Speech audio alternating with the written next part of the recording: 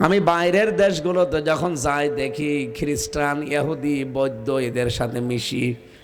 ট্রেনে হোক, বাসে হোক, বিভিন্ন খাবারের জায়গায় যখন বসে এক জায়গায় একটু কথা বলি, জিজ্ঞাসা করলে আপনার নবীর নাম কি, যদি ইহুদি হয় বলে জোসেফ। জোসেফ মানে মুসা আলাইহিস সালাম।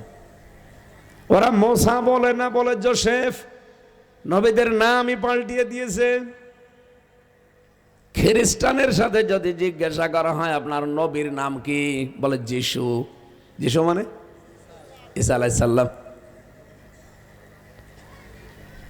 এ পৃথিবীতে বহু নবীর নাম পর্যন্ত তারা পাল্টিয়ে দিয়েছে এবং এই নাম পরিবর্তনের হিড়িক বাংলাদেশে পর্যন্ত চলছে। আপনি বিমানবন্দরের নাম ছিল শহীদ জিয়া বিমানবন্দর, নামটা পাল্টিয়ে দিয়ে অন্য নাম দিয়েছে। কি কথা বলেন না কেন? এত কোটি কোটি টাকা খরচ করে নামটা পাল্টালেন কোন কারণে? কি ক্ষতি করছিল এই নামটা আপনার? আমি নিজে শহীদ জিয়ার নামে কাবার কি আরাফাতের ময়দানের পাশে যে মসজিদে নামিরা, কাবার ইমাম সাহেব নিজে খুতবা দেওয়ার সময় শহীদ জিয়া এই নামটা ধরে দোয়া করছিলেন। দোয়ার পরবর্তীতে ৩-৪টা লাইন তিনি আরবিতে বললেন, তার বাংলায় এইটা দাঁড়ায় যে আরাফাতের ময়দানে লক্ষ লক্ষ মানুষের মাথার উপর একটা ছায়ার ব্যবস্থা করেছে এই শহীদ জিয়া। কি গাছ দিয়ে? নিম গাছ। ওখানে জিয়া ট্রি বলে, সাজারাত জিয়া। আমি নিজে ওই গাছের ছায়া পেয়েছি। শুধু বাংলার মানুষ না, পৃথিবীর ২৫৭টা রাষ্ট্র আছে, যেখান থেকে এই মানুষ যায় এই আরাফাতের ময়দানে যাওয়াই লাগে। কি হজের যে ৩টা ফরজ তার একটা ফরজ ওইটা, না গেলে আপনার হজ হবে না। এই জন্য সারা পৃথিবীর মানুষ যে ওই গাছের ছায়ায় যখন আশ্রয় নেয়, এমনিতেই মরুভূমির দেশ উত্তপ্ত, মানুষ যখন একটু ছায়া পায়, ওই ৪৫-৫০ ডিগ্রি চলছে, ওই জায়গায় যখন একটু ছায়া পায় মনে হচ্ছে আমি জান্নাতে আছি। তখন মন থেকে এই দোয়া চলে আসে, আল্লাহ এই ছায়া যিনি দিলেন তাকে তুমি মাফ করে দিও। এই জন্যে কাবার ইমাম ১৬ সালে আমি নিজে শুনেছি উনি খুতবা দিতে গিয়ে শহীদ জিয়াউর রহমান এর নাম ধরে দোয়া করছিলেন। কি ক্ষতি হচ্ছিল? জিয়া আন্তর্জাতিক বিমানবন্দরে নামটা থাকলে কেন আপনি কেটে দিলেন? হিংসার বশবর্তী হয়ে সব জায়গায় তো বাবার নাম দিচ্ছিলেন, কিন্তু এখানে আপনি দিতে পারেননি, কারণ জানে যে যদি কোনোদিন পরিবর্তন হয় আমারও বাবার নামও সাথে রাখবে না। ওইটা বাদ দিয়ে এমন এমন জায়গায় দিয়েছে যেখানে জানে যে পরিবর্তন হতে পারে। আপনি দেখেন টয়লেটে পর্যন্ত লেখা আছে বঙ্গবন্ধু টয়লেট। একটা কথা হইল, আগস্টের ৫ তারিখের বিকাল ৫টা বাজতে বাজতে জনগণ সব পাল্টিয়ে ফেলেছে। এই জন্য নাম পরিবর্তনের হিড়িক এটা ইহুদি আর খ্রিস্টানদের। ওয়ালা তালমিজু আনফুসাকুম ওয়ালা তানাবাজু বিল আলকাব ইলা আখিরি আয়া। সূরা হুজুরাতের ১১ নম্বর আয়াতের মাঝের অংশে আছে, আল্লাহ পাক বলেন সাবধান, কারো নাম পরিবর্তন করে দিবা না।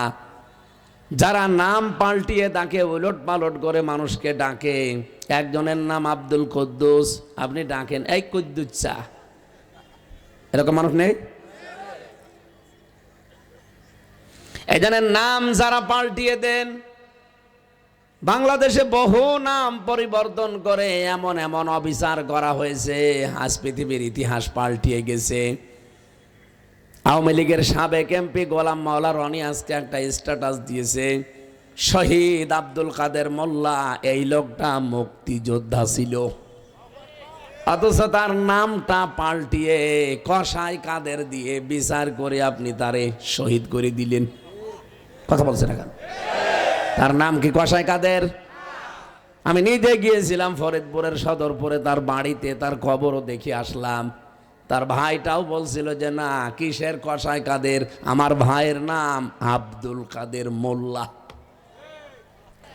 আলহামদুলিল্লাহি রাব্বিল আলামিন ওয়াসসালাতু ওয়াসসালামু আলা রাসূলিহিল আমিন ওয়া আলা আলিহি ওয়া সাহবিহি ওয়া তাবিহি আজমাইন লাইলা ওয়া নাহারান ফিত তারফাইন। فقد قال الله تعالى في كلامه المجيد وبرهانه التوحيد: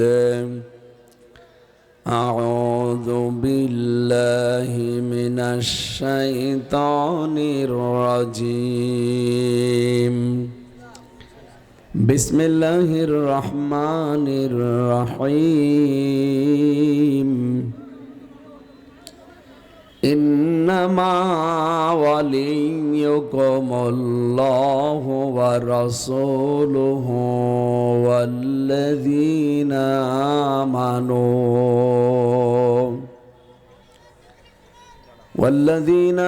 آمنوا الذين يقيمون الصلاة ويؤتون الزكاة وهم راكعون.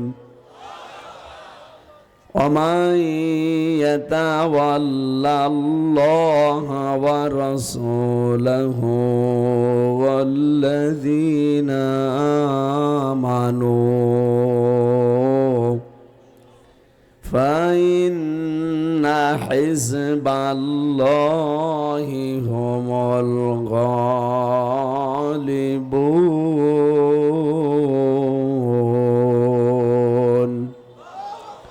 صدقت يا ربنا. اللهم صل على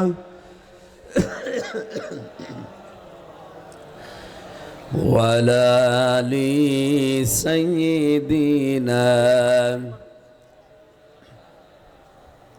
بلغ العلا بكماله كشف الدجى بجماله.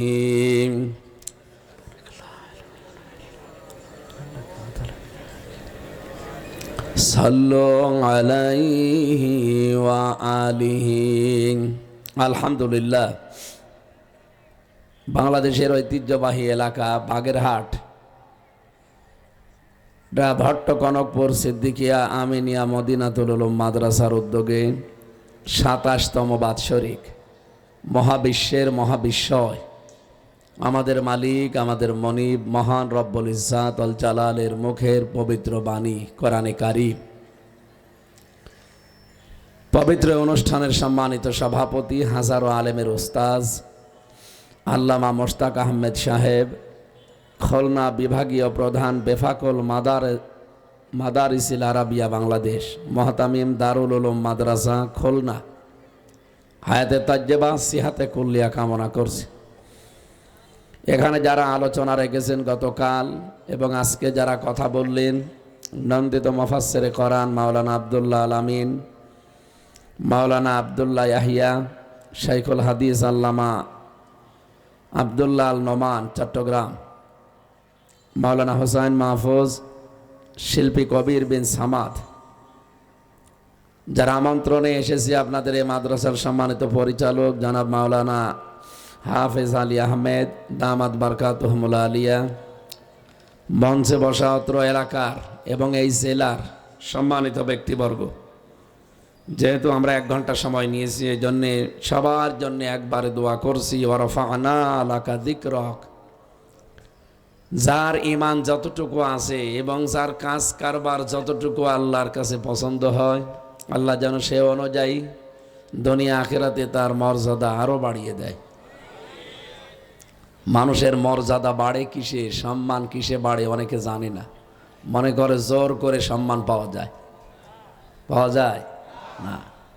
জোর করলে হয়তো সামনাসামনি আপনাকে দেখে ভয়ে হোক বা অন্য কোনো কারণে হোক মানুষ সম্মান দিতে পারে, তো মন থেকে না, পেছনে যে বলে আল্লাহ তুমি একে দেখো না, এর তুলে নিতে পারো না। আমরা বহু মানুষকে দেখি সামনাসামনি সম্মান দেয়, পেছনে যে বরদোয়া করে, গালি দেয়। এই জন্য কোরআন জানিয়েছে মানুষের সম্মান দুইটা জিনিসের ভেতরে আল্লাহ লুকিয়ে রেখেছেন। কয়টা? বসো।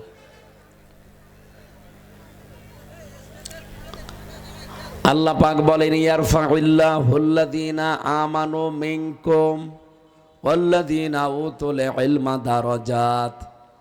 সূরা মুজাদালার 11 নম্বর আয়াতের মাঝের অংশে আছে ইয়ারফা, এটা মুজারি, বর্তমান ভবিষ্যৎ, প্রেজেন্ট ফিউচার। আল্লাহ বলেন আমি সম্মান আর মর্যাদা বাড়াচ্ছি এবং সামনেও বাড়াবো। কাদের? এই পৃথিবীতে যারা ঈমান আনে এবং যারা এলেম পায়, এই দুইটার সমন্বয় যাদের ভেতরে পাওয়া যাবে, দিন যত যাবে তাদের মর্যাদা বাড়তেই থাকবে।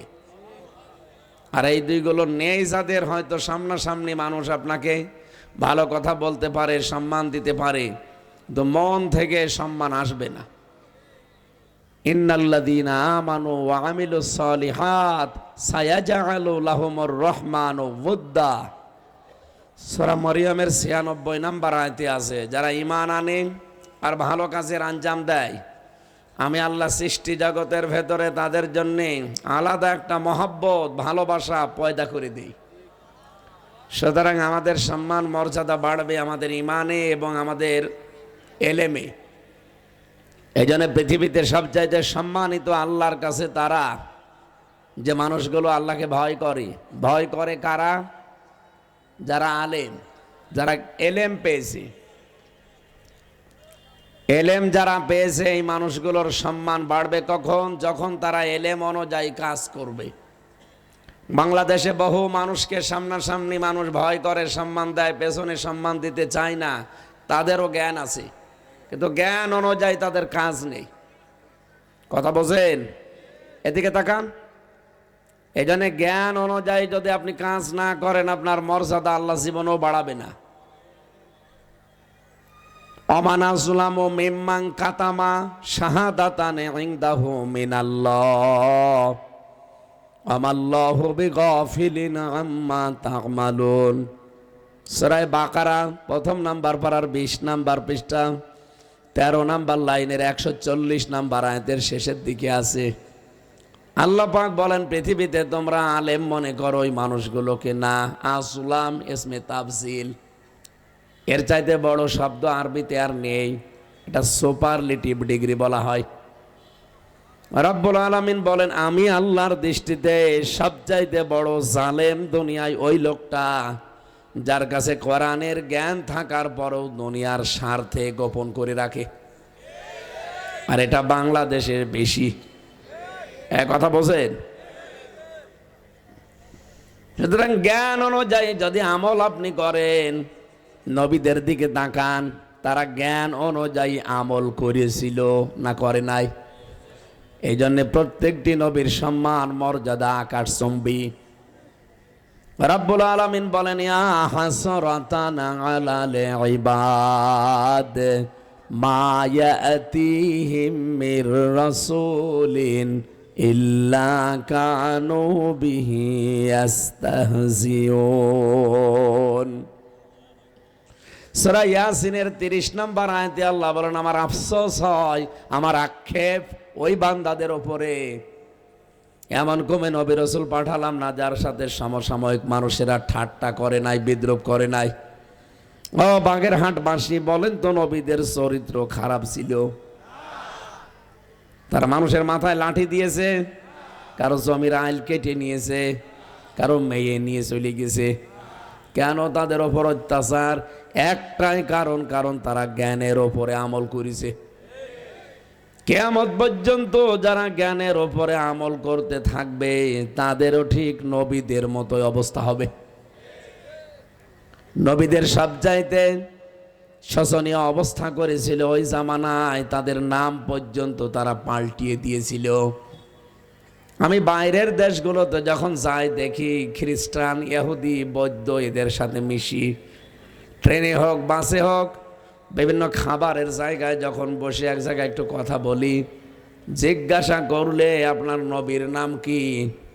যদি ইহুদি হয় বলে জোসেফ, জোসেফ মানে মুসা আলাইহিস সালাম।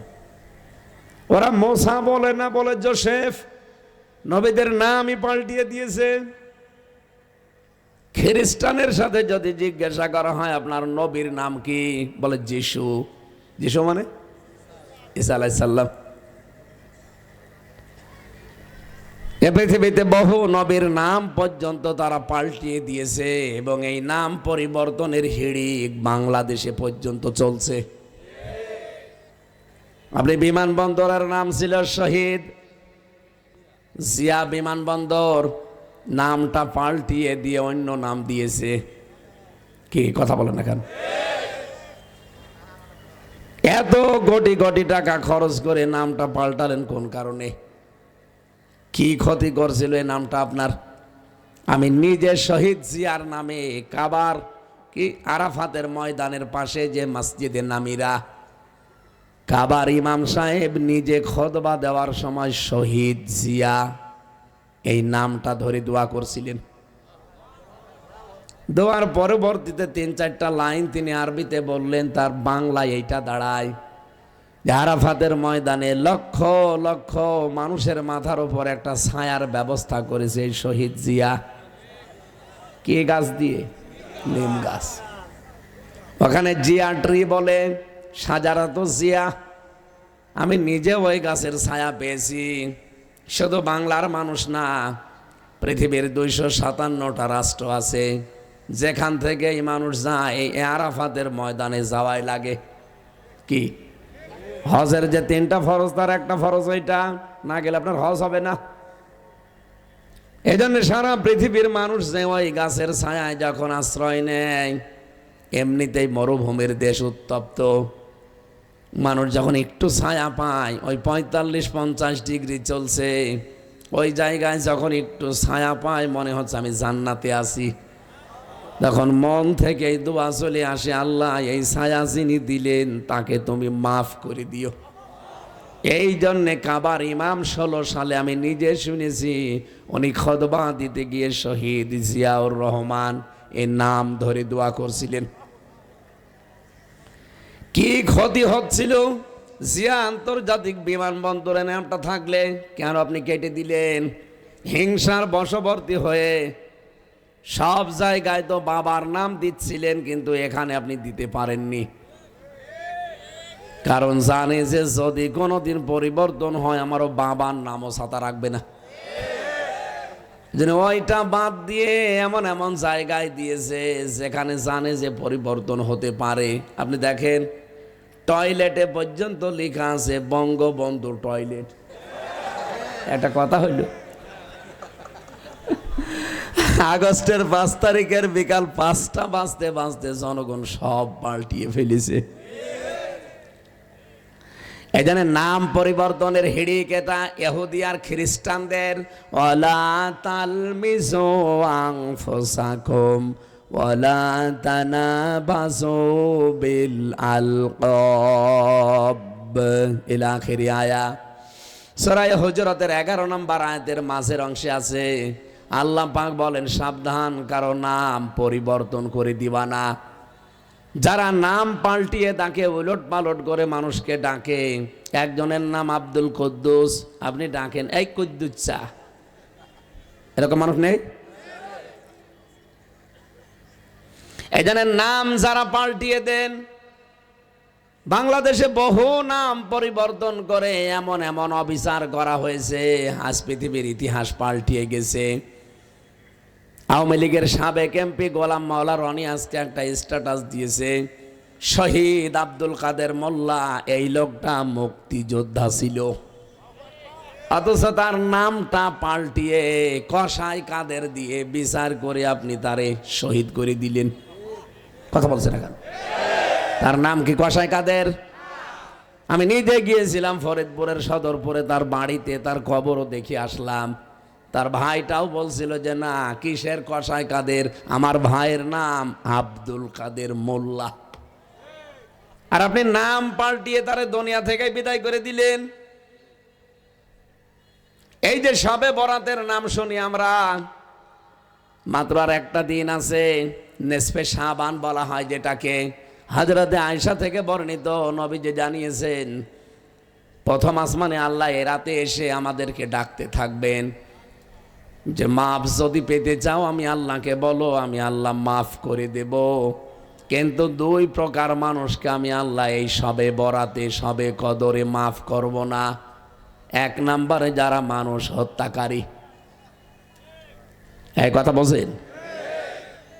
সুতরাং বিচারের নাম দিয়ে বিচারিং কিলিং যারা করেছেন, হত্যাকাণ্ড যারা ঘটিয়েছেন, আপনিও মানুষ হত্যাকারী।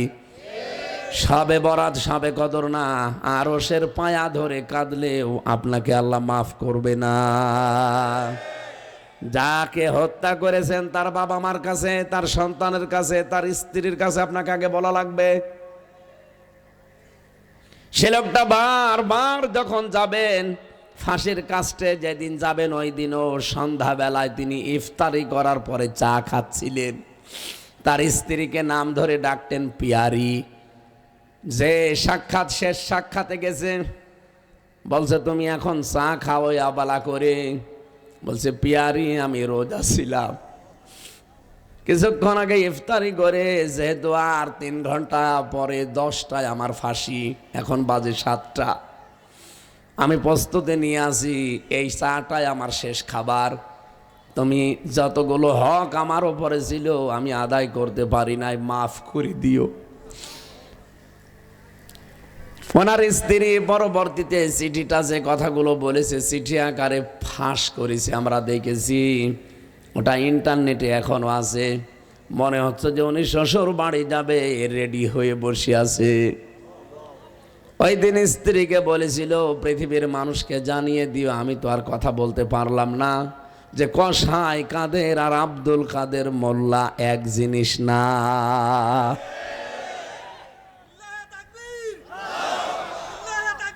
ঠিক আছে, আপনাদের বাঁশের জেলা পিরোজপুর বাংলার কৃতি সন্তান না, বিশ্বের ভেতরে একজন কৃতি সন্তান। যখন তার রায় ঘোষণা হয় ফাঁসির, ফাঁসি দেয়নি, শুধু রায় দিয়েছিল। ওই সময় আইনমন্ত্রী ছিল শফিক আহমেদ। ওনার সাথে পার্সোনাল একজনের পরিচয় ছিল, তিনি আজকে আমার সাথে সাক্ষাৎ। তিনি বলছিলেন যে ওই সময় ব্যারিস্টার শফিক আহমেদ আইনমন্ত্রী, এ রায়টা পাশ হওয়ার পরে সে আফসোস করেছিল, পৃথিবীর ইতিহাস এইটাই প্রথম যে দুনিয়ায় একজনের ফাঁসির শুধু রায় হওয়ার পর 300-র ওপরে মানুষ জীবন দিয়ে দেয়, পৃথিবীতে আমরা পাইনি। আপনি মরে যান তো আপনার জন্য কোনো ছাগলও মরে কিনা আমি দেখব। আপনি পালিয়ে যাওয়ার পরে কে আপনার জন্য কান্নাকাটি করেছে? পরের দিন শুনলাম যে আপনি চলে গেছেন, এই দেশটা নাকি অন্ধকারে ডুবে গেছে। কে বলেছে? আরো আলোকিত হয়েছে। সাবেক আইনমন্ত্রীর কথা আপনি চিন্তা করেন, সে তো প্রকাশ্য ইসলামের দুশ্মন, শত্রু, অথচ বলছে এই লোকটাকে শুধু রায় দিয়েছিলাম, এখনো তো কার্যকর করি নাই। রায় দিয়ে 300 মানুষ জীবন দিয়ে দিল। রায় যদি কার্যকর করতাম তো কি হইতো দেশে? এটা দুনিয়ায় না, এ বাংলাদেশে না, পৃথিবীর ইতিহাসে এই মনে হয় প্রথম। অথচ তার নামটাও আপনি পাল্টিয়ে তাকেও আপনি সারাটা জীবন জেলে রাখলেন। 13টা বছর অন্ধকারে ধুকে ধুকে তাকে মারলেন, শেষ পর্যন্ত ইনজেকশন দিয়ে মেরে ফেললেন। তার নাম হচ্ছে দেলাওয়ার হোসাইন সাইদি, তার সার্টিফিকেট এখনো আছে। আপনি নাম দিয়ে দিলেন পাল্টিয়ে দেল্লো শিকদার। এ বাংলাদেশে নাম পরিবর্তনের হিড়িক যা চলছে, হেফাজতের সাবেক আমির আল্লামা শাহ আহমেদ শফি রহমতুল্লাহ আলাই, জালেমরা তার নামও পাল্টিয়ে দিয়েছে তেতুল হুজুর।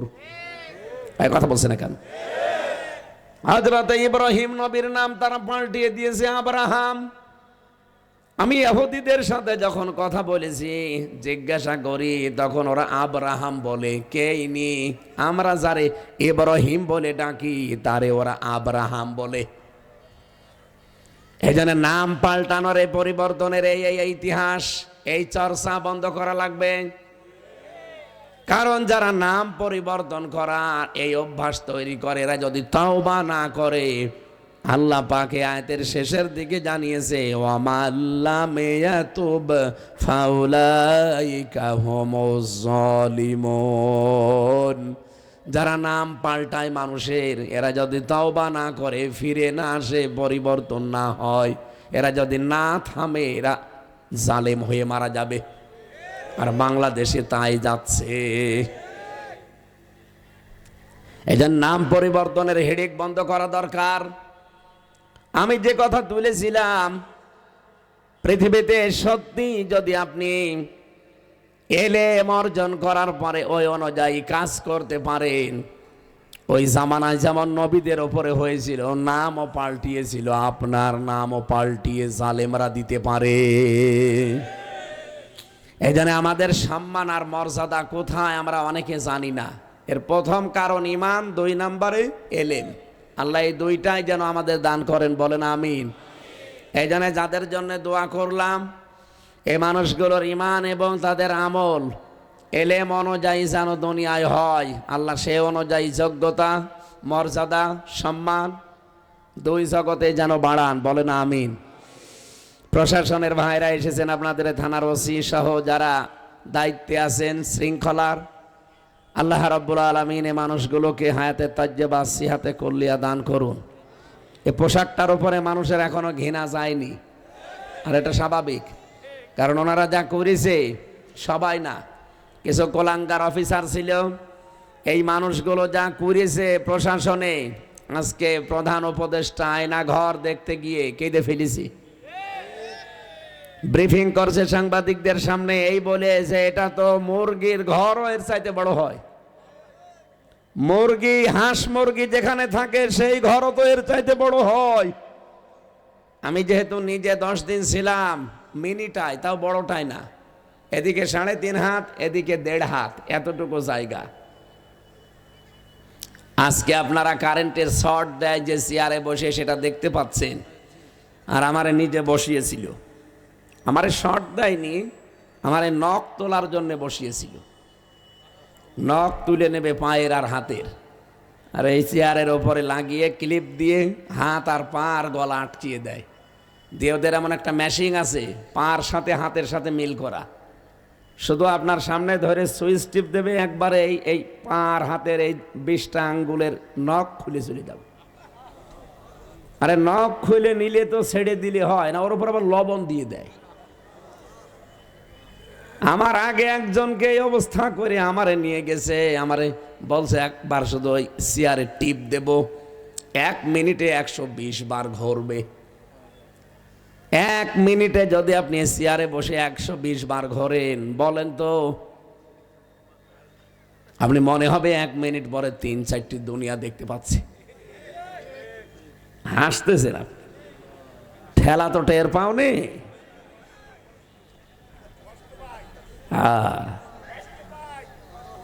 আমার শুনতেই বলেন তো কেমন লাগছে, আর আমি নিজে ফেস করে আসলাম। আমার এখন মাঝে মাঝে অতীতের ওই কথাগুলো মনে হলে ডর লাগে, আল্লাহ এইটা আমার উপরেও গিয়েছে। আমার মাথার চুল থেকে পা পর্যন্ত এমন কোনো জায়গা নেই জালেমরা টর্চার করে নাই, চুলও বাদ দেয় নাই। মাজার উপরে দড়ি লাগিয়ে ওরা 11 ঘন্টা এভাবে টাঙিয়ে রেখেছিল। ওইটা এখন আমার মাঝে মাঝে মনে হয় যারা মানে নামাজও পড়তে দেয়নি, চার ওয়াক্ত, জোহরের, আসরের, মাগরিবের, এশার নামাজ আমি জানি না কখন যে কোন সময় গেছে। অথচ আজকে ব্যারিস্টার আরমান আর আজমি ভাই নিজেরা যে দেখিয়েছে যে এই ঘরে আমাদেরকে রেখেছিল। ঘরের ভেতরে আপনারা দৃশ্য দেখেছেন যে ওখানে চেন দিয়ে পায়ের সাথে আটকানোর ব্যবস্থা করা। যদিও জালেমরা অনেকে এখন এই ঘরগুলো সব ধ্বংস করে ফেলেছে, আলামতগুলো নষ্ট করে ফেলেছে। আমি আজকে কয়েকটা দেওয়ালও দেখলাম, দেওয়ালের ওপরে কারা কারা যেন লিখে রেখেছে মোবাইল নাম্বার। এটা এই জন্যে লিখে রাখতো আমি জানি, কারণ কেউ 8 বছর, 10 বছর, 12 বছর, 14 বছর পড়ে আছে ওখানে, কেউ জানে না। এই নাম্বারটা লিখে হয়তো নিচে এইটাই জানাতে চায় যে ভাই যদি কেউ বাইরে যেতে পারেন এই নাম্বারটা একটু বলবেন যে আমি বেঁচে আছি। কত বড় কঠিন ছিল এই মানুষগুলো। এই জালেমাদেরকে এখনো পর্যন্ত যারা সাফাই গান, আপনি কি মানুষ না জানোয়ার? আপনার বাবা যদি এরকম 10 বছর আয়না ঘরে থাকতো আপনি টের পেতেন। প্রশাসনের কিছু কোলাঙ্গার অফিসার এই জালেমাদেরকে 15.5 বছর টিকাতে সাহায্য করেছে। বিশেষ করে 24 সালের জুলাই আগস্টে ওরা যে কাজ করেছে কিছু মানুষ, এ কারণে এখন ওই পোশাকটার প্রতি মানুষের ঘৃণা যায়নি। না, আমরা দোয়া করছি আগের অবস্থায় তারা যেন আবার ফিরে যায়। আমাদের অতিথি কোনটা? এটা কি আব্দুল সালাম? আসেন আমার ভাইরা।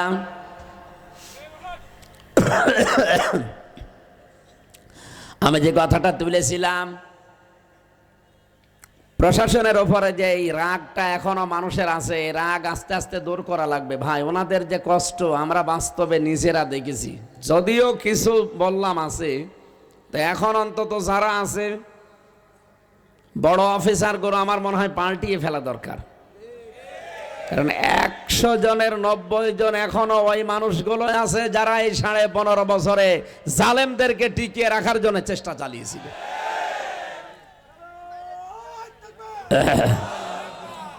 হ্যাঁ, শোনেন, অতিথি এসেছে, একটু বসুন, একটু বসেন, আমরা একটু শেষ করি। আমার বাবার মাদ্রাসায় মায়ের দোয়া ছিল, মৃত্যুবার্ষিকী, এজন্য দেরি হয়ে গেছে। আলহামদুলিল্লাহ, বসেন। সুবহানাল্লাহ আলহামদুলিল্লাহ লা ইলাহা ইল্লাল্লাহ। সুবহানাল্লাহ আলহামদুলিল্লাহ লা ইলাহা ইল্লাল্লাহ মুহাম্মাদুর রাসূলুল্লাহ। বাগেরহাটবাসী ওনারা যে কষ্টগুলো করছে, নবীজি 2টা কথা জানিয়েছেন। যারা রাতের আধারে আল্লাহর ভয়ে কন্দন করে আর জনগণের ইজ্জত আবরু পাহারা দেওয়ার জন্য যারা রাত জেগে থাকে, এই 2টা চোখ আল্লাহ জাহান্নামে দেবে না। কন্দনরত অবস্থায় যারা আছেন তারা তো 1 নম্বরে, কিন্তু পোশাক পরিহিত অবস্থায় ওরাও কিন্তু 24 ঘন্টা ডিউটিতে আছে। প্রশাসনের জন্য এই জন্য দোয়া করছি, তাদের এই 24 ঘন্টার ডিউটিটা আল্লাহ যেন ইবাদত হিসাবে কবুল করেন। প্রশাসন বলতে শুধু পুলিশ না, যে বিভাগে আছেন আপনাদের এই দায়িত্বটা কিন্তু শুধুমাত্র চাকরি না। পুলিশ বলেন, আর্মি বলেন, বিডিআর বলেন, এটা শুধু চাকরি না, এটা একটা ইবাদত। কি কথা বলেন না কেন? এটা একটা খেদমাত। এর চাইতে উত্তম কাজ আমার মনে হয় পৃথিবীতে আর নেই।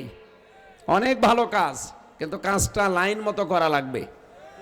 আল্লাহ রাব্বুল আলামিন বাংলার প্রশাসনকে তুমি মঞ্জুর করো। তাদের আজকের এই দায়িত্বটা, বিশেষ করে যারা আজকে এসেছেন কোরআনের অনুষ্ঠান পাহারা দিতে, আল্লাহ যেন ইবাদত হিসাবে মঞ্জুর করেন। আমাদের আজকের মাহফিলের প্রধান অতিথি এসেছেন আপনাদের এই এলাকার কৃতি সন্তান, বাগেরহাটের বড় ভাই জনাব আব্দুল সালাম। সালাম মানে শান্তি। আব্দুল সালাম আল্লাহর বান্দা, সালামের বান্দা। আল্লাহ রাব্বুল আলামিন তাকে যেন শান্তির জন্য কবুল করেন, আমিন। সামনে বসা মুসলমান ভাই এবং বোনেরা, পর্দার আড়ালে মেয়েরা আছে, সম্মানিতা মা এবং বোনেরা, সবাইকে নিয়ে আল্লাহর দরবারে শুকরিয়া জানাচ্ছি। দল মত জাতি বর্ণ ধর্ম নির্বিশেষে আজকের এই অনুষ্ঠান, এটা শুধু মুসলমানদের জন্য না।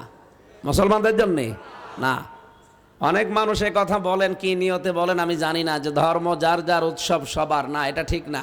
ধর্ম যার যার উৎসব তার তার। এইটা তো আর ওই রকম অনুষ্ঠান না, এটা কোরআনের অনুষ্ঠান।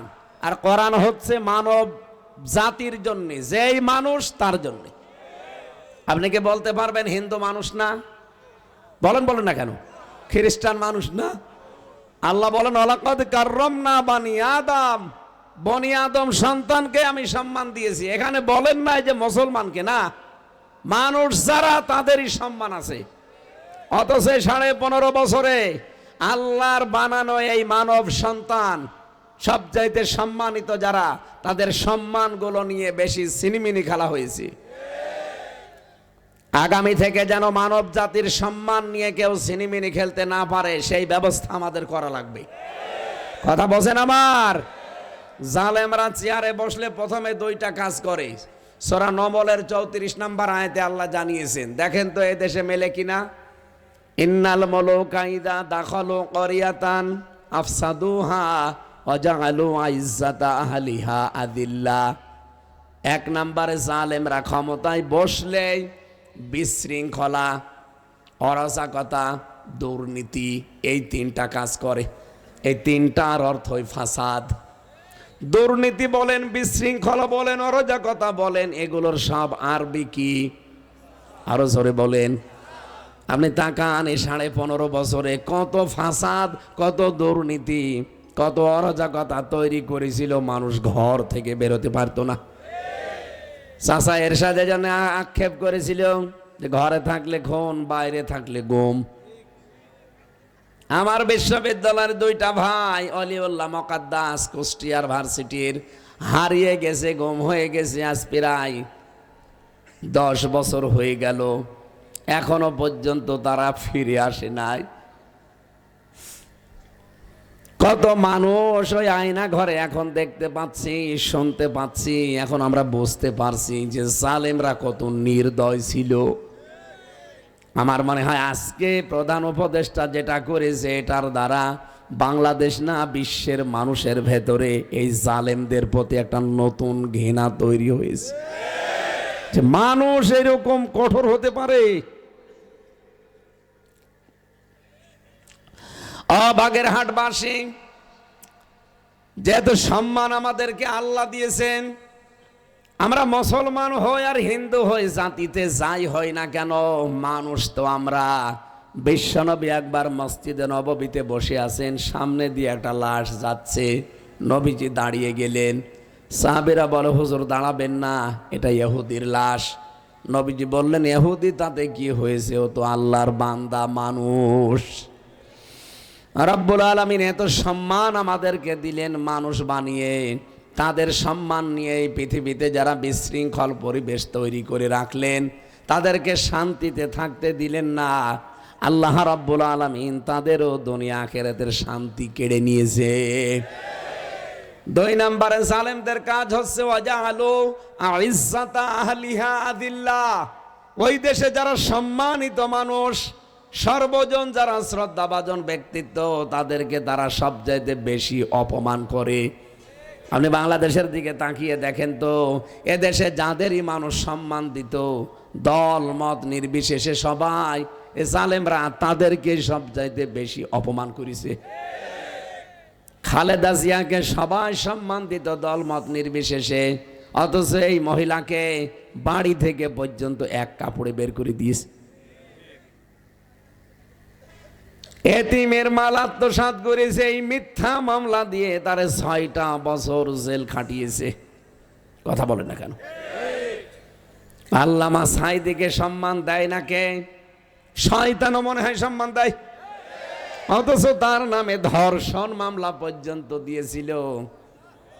সর্বশেষ যে মামলাটা তার নামে ধর্ষণ মামলা ছিল, যেই মহিলাকে সাজিয়ে নিয়ে গেছে, অ্যাডভোকেট তাজুল ইসলাম জিজ্ঞাসা করছে যে এই মেয়ে তোমাকে ধর্ষণ করেছে মাওলানা সাঈদী?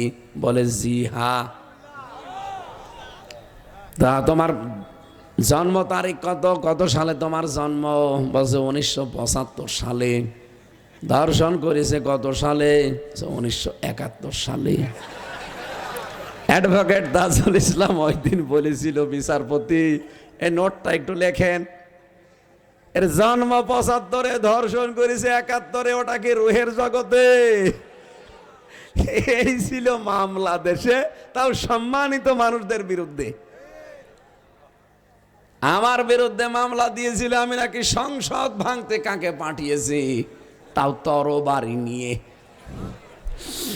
শয়তানও শুনলে হাসাহাসি করে যে একটা কথা হইল, সংসদ আমরা বোম লাগিয়ে ওড়াতে পারবো না, আর সে তরবারি নিয়ে গেছে বলে ভাঙতে, তাও সিরাজগঞ্জ থেকে।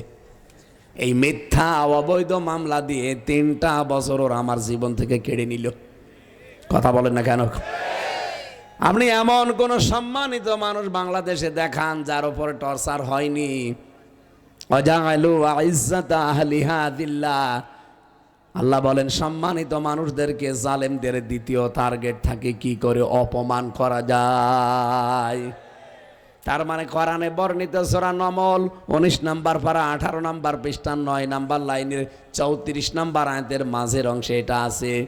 আমরা যা দেখতে পেলাম কোরআন অনুযায়ী জালেমরাই 2টা কাজই অলরেডি করেছে। আগামী থেকে আল্লাহর এই শ্রেষ্ঠ সৃষ্টি আশরাফুল মাখলুকাত মানুষ, এদের সম্মান যেন কেউ নষ্ট করতে না পারে, আমরা এই চিন্তা ভাবনা নিয়ে সামনে আগাবো ইনশাআল্লাহ। কথা আমার বোঝা গেছে নাকি তাহেরের মতো ভেজাল আছে? কোনো ভেজাল নেই, আলহামদুলিল্লাহ। এই কথা বোঝেন ভাই। দরুদ আর সালাম পাঠ করার মাধ্যমে আজকের তেলাওয়াতকৃত আয়াত খুব গুরুত্বপূর্ণ বিষয়। আপনারা আমাকে কোরআন থেকে কথা বলার জন্য নিয়ে এসেছেন, আমি কোরআন থেকেই বলবো। যদি কোনো আলেম থাকেন, যদি ভুল হয় তাহলে ধরবেন, আর যদি ভুল না হয় মেনে নেওয়া লাগবে। কারণ এটা তো আমি নিজে বানাচ্ছি না, আর আমার বাবার কথাও না। আর আমি যদি না বলি তাহলে আমার ওয়াজ শোনাও জায়েজ নেই। কথা বলেন না কেন? আল্লামা সাইদি রহমতুল্লাহ আলাইহে আমার শেষ দেখা যেই দিন, ওর পরে আমার সাথে আর সাক্ষাৎ হয়নি, 10 মিনিট পেয়েছিলাম। আমারে মাথায় হাত দিয়ে বলেছিল, হামজা যদি চট্টগ্রাম আর খুলনা বিভাগে যেতে পারো, এটা খুলনা বিভাগ না, অন্তত এখানে যে মানুষকে একটু বলবা যে আমি সাইদি জীবনে কোনোদিন কোরআনের কথা বলতে পিছপা হয়নি, তোমার আদেশ দিলাম কোনোদিন কোরআনের সঠিক কথা বলতে পিছপা হবে না।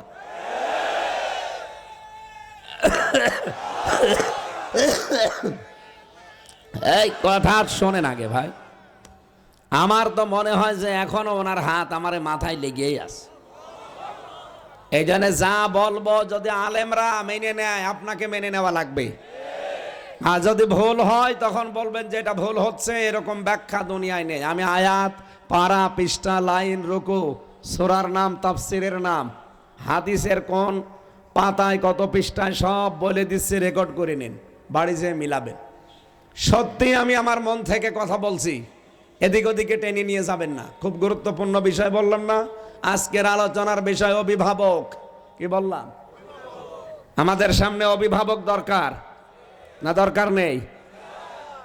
অভিভাবক ছিল না, যার যা মনে লিখেছে তাই করেছে না, এটা আর চলতে দেওয়া হবে না। সামনে আমাদের অভিভাবক দরকার। অভিভাবক কে হবে, কেমন হবে, অভিভাবকের কি কি গুণ লাগে আজকের আয়াতে আছে। আমরা মিলাবো, যদি পাই আলহামদুলিল্লাহ, না পেলে ডিলিট। রাব্বুল আলামিন বলেন ইন্নামা, এখানে যারা গ্রামার বোঝে, মা শব্দটা ব্যবহার করা হয় ইন্নার সাথে যদি, তাহলে বাংলা অর্থ দাঁড়ায় কেবলমাত্র, একমাত্র, শুধুমাত্র। ইন্না মানে অবশ্যই, মা মানে যদি আপনি জুড়ে দেন, তার মানে আমরা পেয়েছি ইন্নামা, অবশ্যই, একমাত্র, অবশ্যই, শুধুমাত্র, কেবলমাত্র।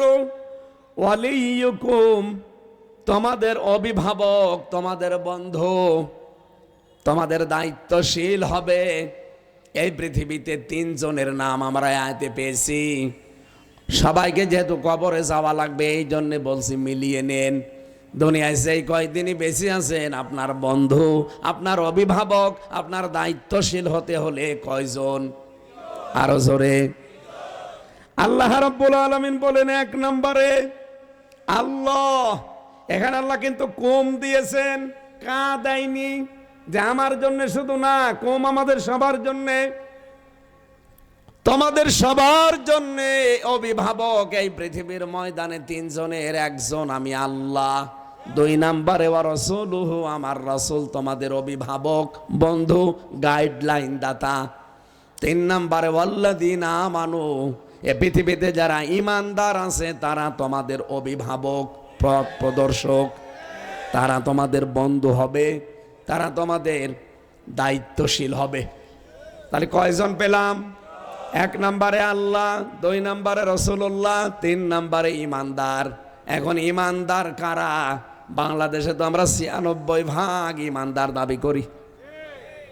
আগাছাদেরই কাটা আছে, তারাই বলি আমরা ইমানদার। ঠিক আছে, আমাদের কন্যা যেহেতু চলে গেছে, যার সাথে গেছে ওনার সাথে কিন্তু বিয়ে করা জায়েজ নেই, কারণ উনি আগা কাটা নেই। হ্যাঁ, দাদা যদি এই বয়সে এসে আমাদের কন্যাকে বিয়ে করতেই চায়, তাহলে মুসলমান হওয়া লাগবে।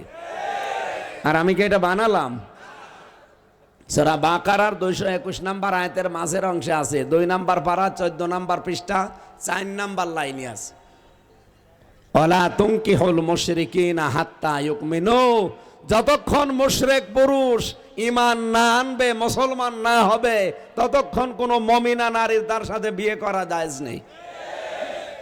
আমি এটা বললাম এই কারণে, কারণ ওরা এখন বিভিন্ন জিনিস এখন আমাদের কাছে চায়, বলে চট্টগ্রাম আমরা নিয়ে নেব। আরে আপনারা কি যৌতুক নেবেন? আর যৌতুক দেব কি করে? মেয়ে তো পালিয়ে গেছে, পালানো মেয়ে তো বিয়েই মানি না। আগে মেনে নেব তারপরে তো।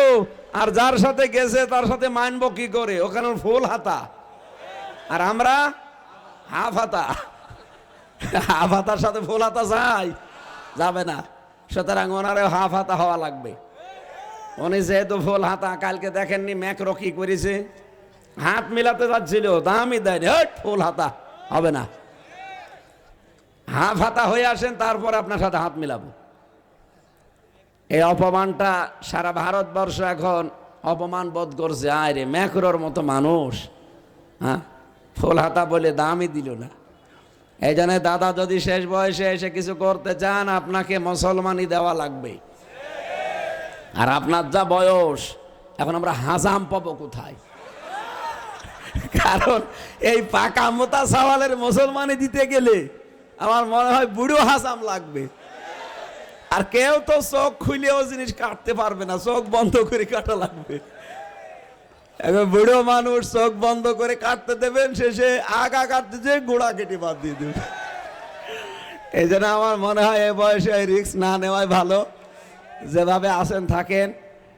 অন্তত আমাদের কন্যাকে আমরা ফেরত চাচ্ছি, ফেরত দেন। ওনারে আমরা আল্লাহর কাছে পাঠিয়ে দেই, আল্লাহ যা করে করুক।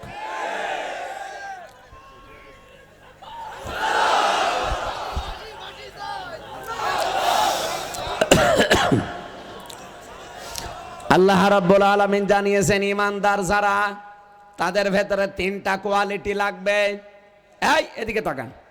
এই 3টা গুণ যদি দুনিয়ায় কারো ভেতরে আপনি পান, আল্লাহ রাসূলের পরে আপনি তাদেরকে অভিভাবক হিসাবে গ্রহণ করবেন, দায়িত্ব তাদেরকে আপনি দেবেন। এ ঘোষণা কার? 1 নম্বরে আল্লাযীনা ইউকিমুনাস সালাতা ওয়া ইউতুনাজ যাকাতা ওয়া হুম রাকিউন। দুনিয়াতে যারা নামাজ কায়েম করে, যারা সম্পদের যাকাত আদায় করে, যাকাত ভিত্তিক অর্থনীতি কায়েম করার জন্য যারা চেষ্টা চালায়, আর যারা রুকুকারীদের সাথে রুকু করে, তার মানে জামাতবদ্ধ হয়ে নামাজ পড়ে, এই 3টা গুণ যাদের আছে, তাদের সাথে আপনি বন্ধুত্ব করবেন, তাদেরকে অভিভাবক হিসাবে মানবেন, তাদেরকে দায়িত্ব দিয়ে দেবেন। আল্লাহ বলেন, ওমাইয়াতাওয়াল্লাল্লাহ, যে ব্যক্তি আল্লাহ ওয়া রাসূলাহু এবং তার রাসূল, আল্লাযীনা আমানু, আর যারা ঈমানদার, এদের দিকে যারা ফিরে যাবে, এই মানুষগুলো আল্লাহর সৈনিক, সেনাবাহিনী। ফাইন্না হিজবাল্লাহি হুমুল গালিবুন, অবশ্যই আল্লাহর সেনাবাহিনী, আল্লাহর দল যারা, তারা বিজয়ী হবেই। এজন্য আমাদের কোনো চিন্তা নেই, টেনশন নেই। যদি আমরা ইমানদারদেরকে অভিভাবক হিসাবে সামনে গ্রহণ করি, তাদেরকে বন্ধু হিসাবে, দায়িত্বশীল হিসাবে আমরা মেনে নিতে পারি, আমাদের কোনো চিন্তা নেই, আমরাই বিজয়ী হব, গালেব হব। এ ঘোষণাকার। এবার আসেন তো প্রথম শব্দটার ব্যাখ্যায়, শুনবেন তো নাকি? এক নম্বরে আমরা বন্ধু হিসাবে, অভিভাবক হিসাবে কাকে নেব? আল্লাহকে আপনি বললেই হবে না। রব্বুল আলামিন বলেন, আমাকে কেউ যদি বন্ধু হিসাবে পেতে চায়, আমি আল্লাহর ঘোষণা শুনে নাও। সূরা বাকারা 3 নম্বর পারার 2 নম্বর পৃষ্ঠার 1 নম্বর লাইনে 257 নম্বর আয়াত প্রথম অংশে আছে, আল্লাহু ওয়ালিয়ুল্লাযীনা আমানু ইখরিজুহুম মিনাজ যুলুমাতি ইলান নূর। বলেন আল্লাহু আকবার। আমার কথা বুঝতেছেন? আল্লাহ বলেন, যারা ঈমান আনে আমি নিজেই তাদের বন্ধু হয়ে যাই। সুতরাং আল্লাহকে কেউ যদি বন্ধু হিসাবে গ্রহণ করতে চায়, আমরা তাকে যদি অভিভাবক বানাতে চাই, ঈমান আনা লাগবে। আরো জোরে বলেন। ঈমান যদি কেউ আনতে চায়, এদিকে তাকান, ঈমান আনতে চাইলেই হবে না, তার আগে একটা কাজ করা লাগবে। এটা সূরা বাকারার 256 নম্বর আয়াতের মাঝে আছে। রব্বুল আলামিন বলেন, ফামাইয়াকফুর বিত্তাগুতি ওয়া ইউমিন বিল্লাহ ফাকাদ ইসতামসাকা বিল উরওয়াতিল ওয়াসকা লা ইনফিসামা লাহা। কোন মানুষ যদি ঈমান আনতে চায়, তার প্রথম কাজ হবে সে যেন তাগুত ছেড়ে দেয়। তাগুত ছেড়ে দিয়ে যদি ঈমান আনতে পারে, ও এমন একটা মজবুত রশি ধারণ করেছে যা জীবনও ছিঁড়ে যাবে না। এ ঘোষণাকার। তাহলে এখান থেকে কি বুঝলেন আপনি? ঈমান আনতে হলে প্রথম কাজ আপনার তাগুত ছাড়া লাগবে। কথা বলেন না কেন? তাগুত কি? তাগুতের অর্থ 4টা। 1 নম্বরে তাগুত হচ্ছে ওই শক্তি যে আল্লাহর হুকুম নিজে মানে না, অন্য কেউ মানবে, মানতেও দেয় না। বাংলাদেশে এরকম শক্তি ছিল না। এক কথা বলুন, নিজে আল্লাহর বিধানগুলো মানে না, অন্য কেউ যে মানবে, মানতেও দেয় না। 2 নম্বরে তাগুতের অর্থ হচ্ছে মানুষের তৈরি করা আইন। কথা বলুন। এই পৃথিবীতে মানুষ যে আইনগুলো বানিয়েছে, যে ডক্টর কামাল তার বানানো সংবিধান দিয়ে 54 বছর চলছে, কি পেয়েছেন আপনারা? চোর এই দেশে গেলে এই সংবিধান অনুযায়ী বিচার করলে আমরা দেখি চোর জেলখানা যে ডাকাত হয়, ডাকাত গেলে খনি হয়। এমনকি আমি নিজে দেখেছি গাঁজাখোরকে ধরে পুলিশ জেলে দিয়েছে, ও গাঁজাখোর জেলের ভেতরে যে গাঁজার গাছ লাগিয়েছে। আমি যেই জেলে ছিলাম ওই কাশিমপুরে, ওর নিচতলায় এক গাঁজাখোর, ওর ফাঁসির কন্ডেম সেলের ভেতরে তালাবদ্ধ। জেলার একদিন সে দেখে গাঁজার গাছ লাগিয়েছে। এই কোথায় পেলি? বলছে, স্যার আমি ওই যে আদালতে গিয়েছিলাম হাজিরা দিতে, আমার তো বিভিন্ন হিতাকাঙ্ক্ষী বাইরে আছে, আসার সময় তারা কিছু গাঁজার টোপলা দিয়েছিল, বীজ, গাঁজার বীজ। এই বীজগুলো আমি মুখের এই জায়গায় নিয়েছিলাম, এই জন্য মেশিনে ধরা পড়েনি। ভেতরে এসে আজ 2 মাস আগে গাছ লাগিয়ে দিয়েছি টবের উপরে, দেখেন কত বড় হয়েছে। জেলার বলছে, পুলিশ তোরে গাঁজা খাওয়ার কারণে দিয়ে গেল জেলে, তোরে আমি এত কঠিন অবস্থায় রাখলাম, আর তুই গাঁজার গাছ লাগিয়েছিস, তোরে এখন স্বর্গে দেওয়া লাগবে। দেবদুলাল হিন্দু তো অত জান্নাত বলে না, বলে স্বর্গ। তোরে তো এখন আর জেলে রাখলে হবে না, তোরে স্বর্গে পাঠানো লাগবে। তোরে কোথায় দেব? সেখানেই তুই গাঁজার গাছ লাগাবি। ডক্টর কামালের বানানো এই সংবিধান বাংলাদেশে 54 বছর চলছে। 17 বার এটা পরিবর্তন হয়েছে। শান্তির পরিবর্তে অশান্তি বেড়েছে। সামনে রমজান মাস, এ মাসে আমার আল্লাহ যে কোরআনে কারিম নাজিল করলেন, এ কোরআনের 55টা নাম আছে, তার একটা নাম হচ্ছে ফুরকান। ফুরকান মানে সংবিধান। ফুরকান মানে এই সংবিধান নামে সূরাতে 77টা আয়াত আছে, 73টা ধারা আছে। ও বাংলার মুসলমানেরা, এই দেশ যেহেতু সংস্কার আরম্ভ হয়ে গেছে, আমরা চাই যারা দায়িত্বে আছেন, এদেশের মানুষের সবার মনের কথা, সামনে রমজান, আমরা ফুরকান দেখতে চাই। এই ৭৭টা আয়াতের ৭৩টা ধারা নিয়ে আপনি সংবিধানটা তৈরি করেন, ৪১ সাল লাগবে না, ৪১ ঘন্টার ভেতরে বাংলাদেশ মিনি জান্নাত হয়ে যাবে। এ সংবিধান আমরা চাই না। কারা চান দেখি? লিল্লাহে তাকবীর। আল্লাহু আকবার, আল্লাহু আকবার। সংসদে জালো, আলহামদুলিল্লাহ ভাই। আল কোরআনের আলো, আল্লাহু আকবার। আল্লাহ রাব্বুল আলামিন বলেন, আমি যাদের বন্ধু হয়ে যায় আমার ওপর একটা দায়িত্ব চলে আসে তাদের বিষয়ে। কথা বলেন কেন? বসে যান। আমার ওপর একটা দায়িত্ব চলে আসে আমার ওই বন্ধুদের প্রতি। আল্লাহ বলেন, আমি কি দায়িত্ব পালন করি জানো? ইখরিজুহুম মিনাজ যুলুমাতি ইলান নূর। তাদেরকে আমি অন্ধকারের পথ থেকে আলোর দিকে নিয়ে আসি। অবাগের হাটবাসী, আল্লাহর কসম, এই পৃথিবীতে ইসলাম ছাড়া সব অন্ধকার। ৪৫০০ ধর্ম চলছে দুনিয়ায়, সবগুলো আল্লাহর ভাষায় অন্ধকার। এই জন্য জুলুমাত বহু বচন। ইসলাম যেহেতু আলো, এই জন্য আল্লাহ দিয়েছেন ইলান নূর, এক বচন। সুতরাং ইসলাম বাদ দিয়ে পৃথিবীর কোন ধর্ম, পৃথিবীর কোন আইন কানুনের পেছনে যারা ছুটতেছেন, এখনো আপনি আল্লাহকে অভিভাবক বন্ধু পাননি। আরে ভাই, আল্লাহ যদি আপনার বন্ধু হয়ে যায়, তো দায়িত্ব নিয়েছেন আল্লাহ, আপনাকে অন্ধকারের ভেতর থেকে বের করে নিয়ে আসবে। তখন আপনি আর মানুষের তৈরি করা আইনের পেছনে থাকতে পারবেন না। কি করে ইসলাম কায়েম করা যায়, এইটাই আপনার জীবনের প্রথম টার্গেট হবে। আল্লাযীনা কাফারু, যারা কাফের, আউলিয়াহুমুত তাগুত, তাদের বন্ধু হচ্ছে শয়তান, তাগুত। শয়তান যদি কারো বন্ধু হয়, তাগুত যদি কারো বন্ধু হয়, সেই বন্ধু তার উপরে একটা প্রভাব ফেলে। কি করে জানেন? ইখরিজুনাহুম মিনান নূরি ইলাজ যুলুমাত, তাদেরকে আল্লাহর ইসলাম থেকে বের করে নিয়ে অন্ধকারের পথের দিকে ঠেলে দেয়।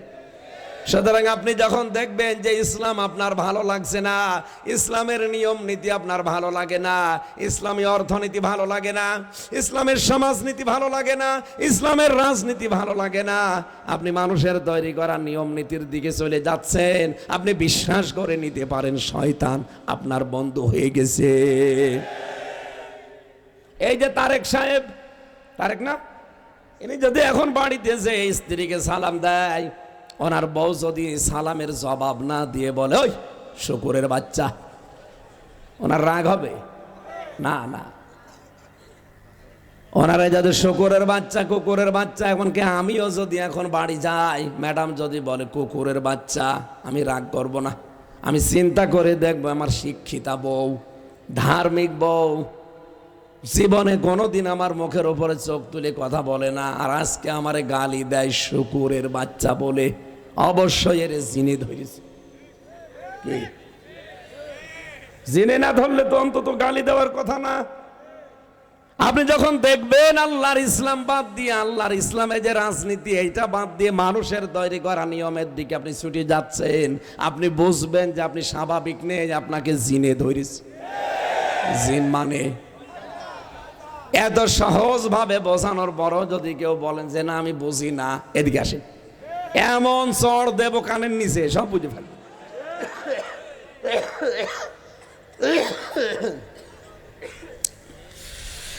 ২ নাম্বার, এই পৃথিবীতে আমাদের বন্ধু হওয়া দরকার। ১ নম্বরে আল্লাহকে বন্ধু পেলে আপনি এই কাজগুলো পাবেন। আল্লাহ নিজে আপনাকে অন্ধকারের ভেতর থেকে বের করে করে আলোর দিকে নিয়ে যাবে। আর শয়তান যদি বন্ধু হয়, আপনাকে আলোর দিক থেকে বের করে অন্ধকারের দিকে নিয়ে যাবে। এখন আপনি কার বন্ধু হিসাব করে দেখেন, আপনি কি আল্লাহকে অভিভাবক পেয়েছেন না শয়তানকে? ২ নম্বরে ও রাসূলুহু, আমার রাসূল হবে তোমাদের বন্ধু। ও বাংলার মুসলমানেরা, বাগেরহাটবাসী, বাংলার মুসলমানদেরকে বলছি, রাসূলুল্লাহকে যদি অভিভাবক বন্ধু, যদি আমি দায়িত্বশীল হিসাবে মেনে নিতে চাই, 4টা কাজ আমার দুনিয়ায় করা লাগবে। কারণ এই 4টা দফা আমার নবীজির জীবনে ছিল। কয়টা? 4 জায়গায় কোরআনে আয়াতটা আছে। সূরা বাকারার 129 নম্বর আয়াত, প্রথম নাম্বার পারা 19 নাম্বার পৃষ্ঠা 4 নাম্বার লাইনে আছে। সূরা বাকারার 2 নাম্বার পারার 2 নাম্বার পৃষ্ঠা 7 নাম্বার লাইনের 151 নাম্বার আয়াতে আছে। সূরা আলে ইমরান 4 নাম্বার পারা, এটা 10 নাম্বার পৃষ্ঠার 13 নাম্বার লাইনের 164 নাম্বার আয়াতে আছে। আর সূরা জুমা 28 নাম্বার পারা, এটা 2 নাম্বার আয়াতে আছে। 4 জায়গায় একই কথা আল্লাহ দিয়েছেন যে রাসূলের কর্মসূচি ছিল 4টা। দুনিয়ায় কেউ যদি এই 4 দফা কর্মসূচি সামনে নিয়ে এগিয়ে যেতে পারে, আল্লাহর কসম সে রাসূলুল্লাহকে বন্ধু পেয়ে যাবে। আর নবীজি যদি কারো বন্ধু হয়, কিয়ামতের দিন আল্লাহর নবী সুপারিশ করবে। কোরআনে কারিম এবার দেখেন তো আপনি মিলাতে পারেন কিনা আপনার জীবনে। ওয়াল্লাযী বাআসা ফিল উম্মিয়িনা রাসূলাম মিনহুম ইয়াতলু আলাইহিম আয়াতিহি ওয়া ইউযাক্কিহিম ওয়া ইউআল্লিমুহুমুল কিতাবা ওয়াল হিকমা ইলা আখিরি আয়া। আল্লাহ বলেন তিনি সে আল্লাহ যিনি উম্মে নবীকে তোমাদের ভেতরে পাঠিয়েছেন। 4টা কাজ তিনি করতেন। এতলু আলাইহিম আয়াতি, আল্লাহর আয়াত তেলাওয়াত করে করে শোনাতেন। এই দেশে যারা ইসলাম কায়েমের জন্য কাজ করেন, এই দেশে যারা ইসলামকে রাষ্ট্রীয়ভাবে নেওয়ার জন্য সিদ্ধান্ত নিয়েছেন, তাদের প্রথম কর্মসূচি এটা হওয়া লাগবে যে আপনি আয়াত তেলাওয়াত করে মানুষকে শোনাবেন। আজ বাংলাদেশে বহু মানুষ এই কর্মসূচি হাতে নেয়নি। আমার বাবা এই করেছে, এইটা শোনায়, ওইটা শুনে আমি করবো কি? জেলখানায় আমাকে যখন ওই ফাঁসির কন্ডেম ছেলে তালাবদ্ধ করে রেখেছিল 3 বছর, একদিন কারারক্ষীরে বললাম যে ভাই সারাদিন তো তালা লাগিয়ে রাখেন, বাইরেও যেতে দেন না, 24 ঘন্টা এক ঘরের ভেতরে ভালো লাগে না, আবার সিসি ক্যামেরা দিয়ে রেখেছেন, কেউ যেন আমার সাথে কথা না বলে। আপনি একটা কাজ করেন, আমার একটা বই এনে দেন, আমি একটু পড়বো। ও আল্লাহ পরের দিন বই এনে দিয়েছে, বঙ্গবন্ধুর আত্মজীবনী। ও ছাতা পড়ে আমি করবো কি? আমি বললাম এই বই না, ভালো বই নিয়ে আনেন। পরের সপ্তাহে নিয়ে এসেছে বঙ্গবন্ধুর ছেলেবেলা। মেজাজ গেল খারাপ হয়ে, আরে ভাই আপনাকে ভালো বই আনতে বলি। বলে কি ভালো বই আনবো? লাইব্রেরিতে এছাড়া পাওয়া যায় না।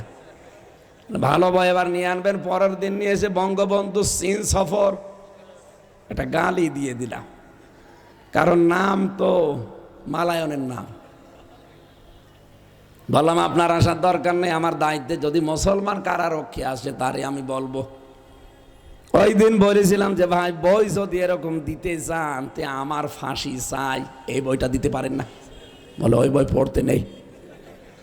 বললাম আমি মেজর ডালিম বলছি, এই বই দিতে পারেন না। আমি বঙ্গবন্ধুর চীন সফর ছেলেবেলা আত্মজীবনীয় ছাতা পড়ি, আমি করব কি?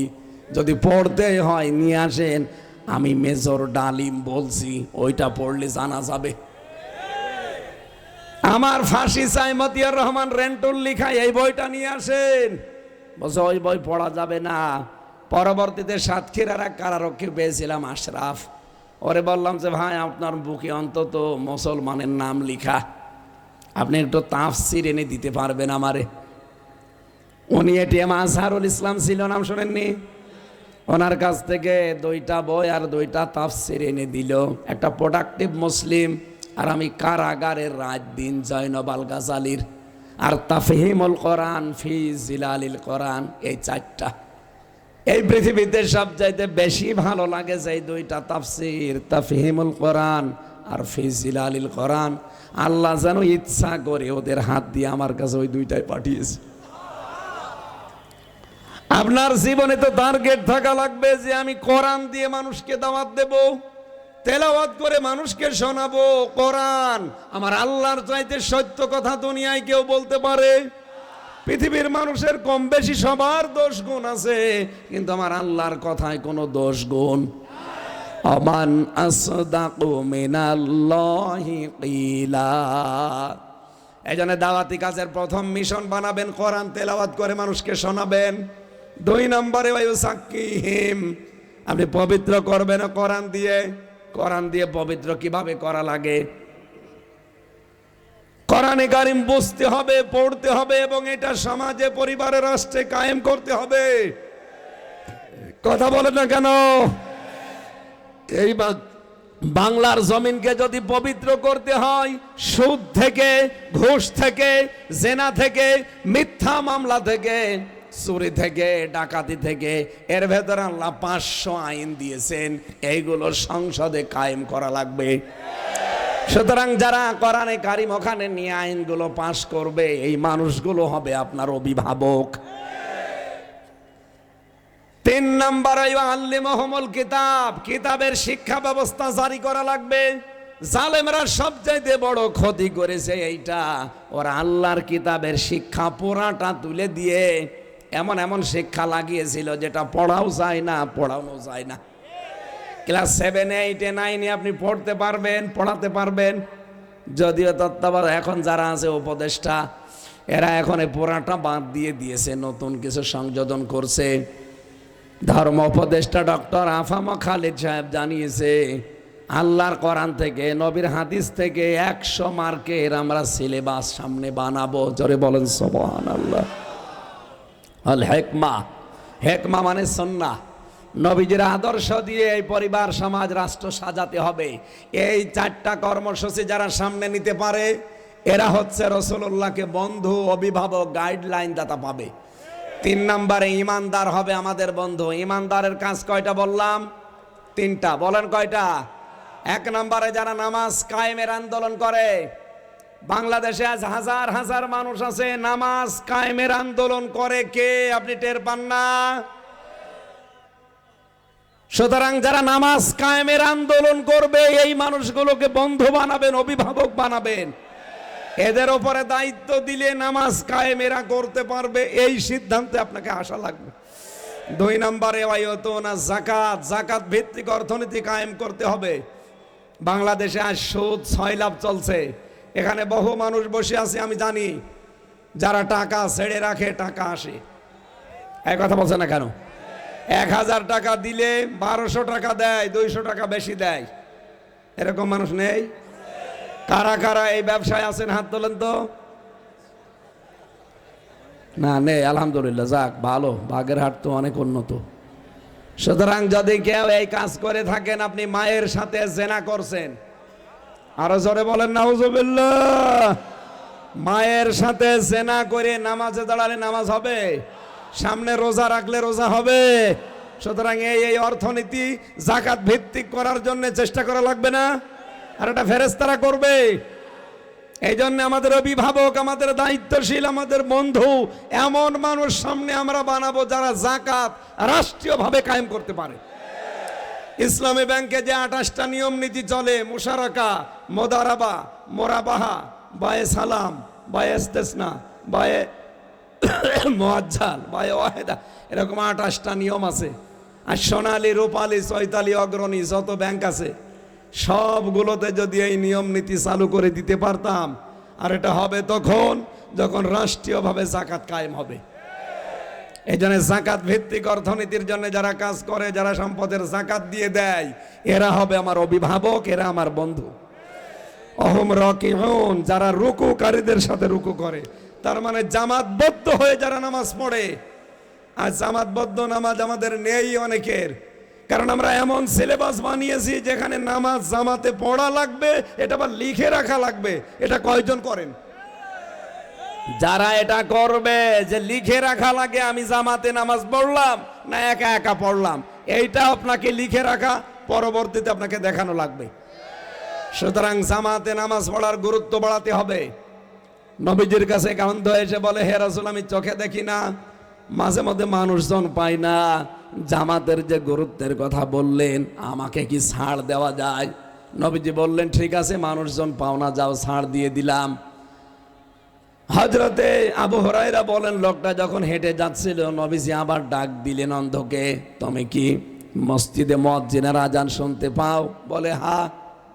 নবীজি বললেন, না, তোমার কোনো ছাড় নেই, মসজিদের মুয়াজ্জিনের আজানের জবাব দিবা, আর বাড়ি থেকে মসজিদ পর্যন্ত একটা রশি টাঙিয়ে রাখবা, কাউকে যদি না পাও রশি ধরে ধরে এসে জামাতে হাজির হয়ে নামাজ পড়বা। একটা অন্ধ মানুষকেও নবীজি ছাড় দেননি, আর আমরা ভালো মানুষ জামাতে নামাজ পড়তে চাই না। আশা করছি এটা ঠিক রাখা লাগবে আমাদের।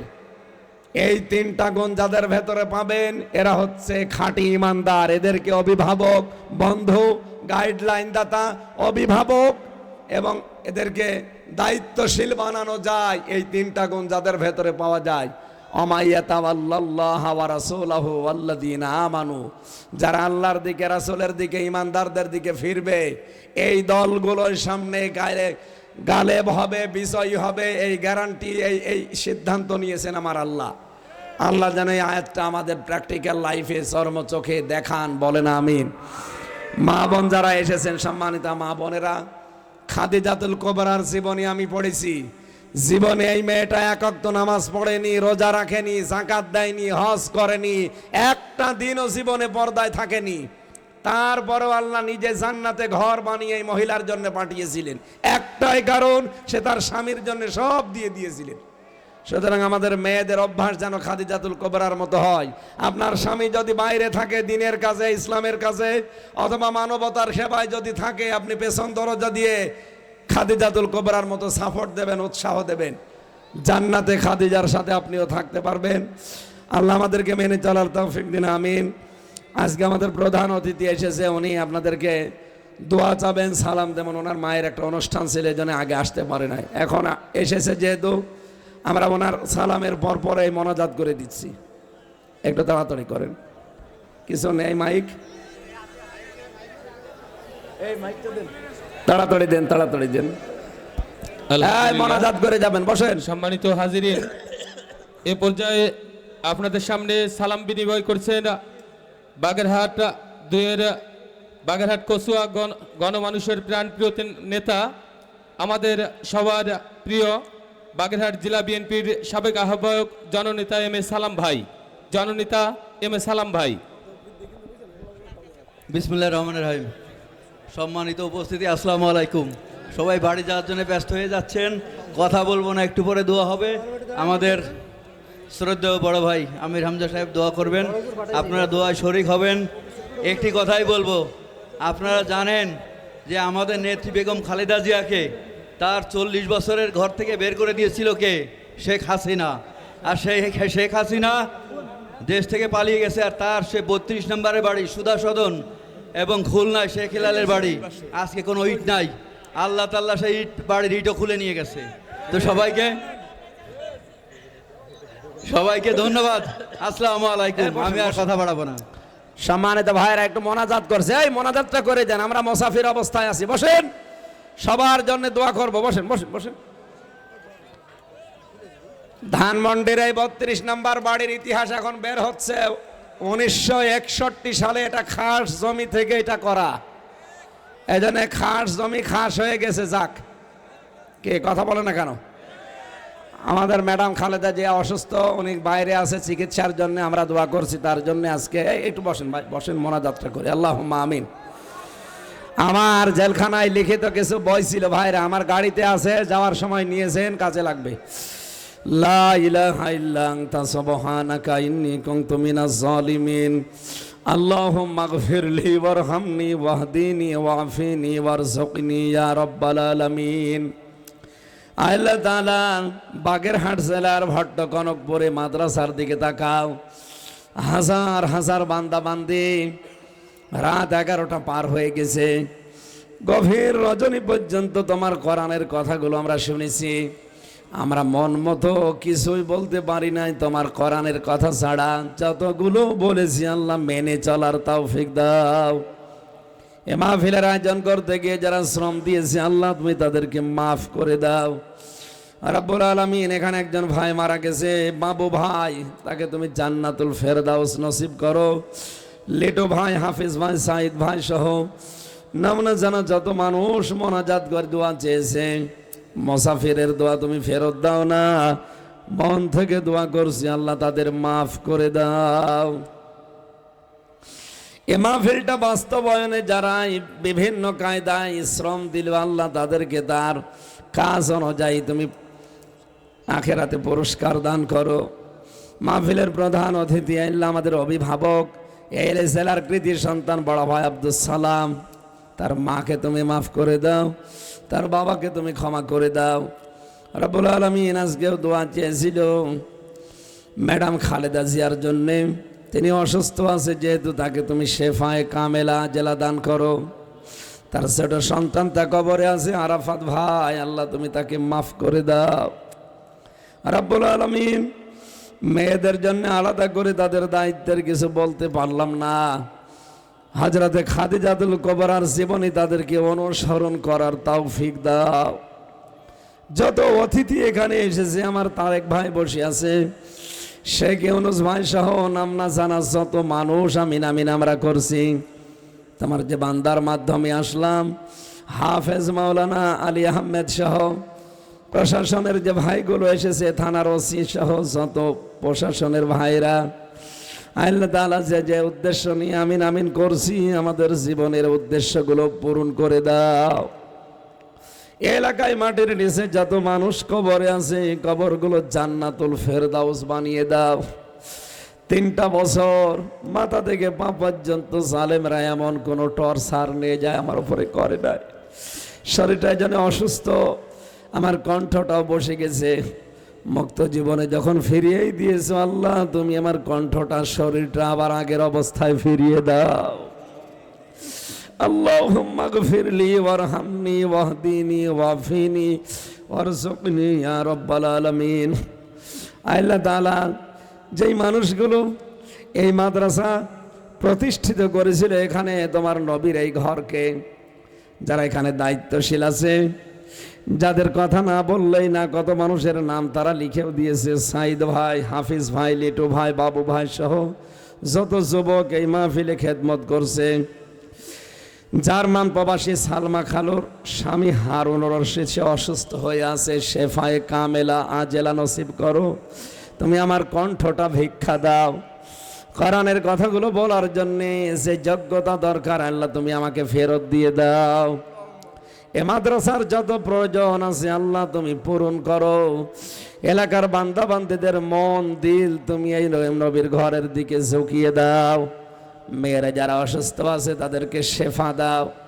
এই দেশটা তুমি আমাকে আমাদের কোরআনে কারিমের হাতে আবার তুলে দাও। আলহামদুলিল্লাহি রাব্বিল আলামিন। লা ইলাহা ইল্লাল্লাহু মুহাম্মাদুর রাসূলুল্লাহ।